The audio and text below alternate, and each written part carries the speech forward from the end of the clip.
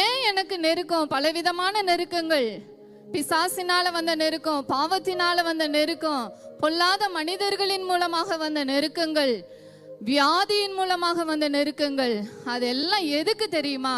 19வது வசனம் சொல்லுது, அவர் விசாலமான இடத்திலே என்னை கொண்டு வந்து, ஹல்லேலூயா, என்னோட நெருக்கங்கள் எல்லாம் என்னை அழிப்பதற்கல்ல, என்னை விசாலமான இடத்துல என்னை கொண்டு வந்து நிறுத்துவதற்காகவே.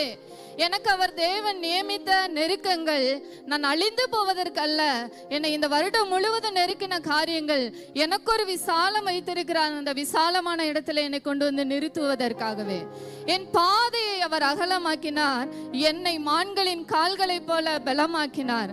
என்னை பலத்தினால இடைகட்டும்படியாகவே அவர் நெருக்கங்களின் ஊடாக என்னை வழிநடத்தினார். ஹல்லேலூயா.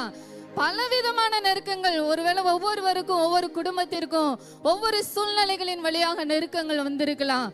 ஆனா அந்த நெருக்கங்கள் என்னை அழிப்பதற்கு அல்ல, விசாலமான இடத்துல என்னை கொண்டு வந்து நிறுத்துவதற்கு.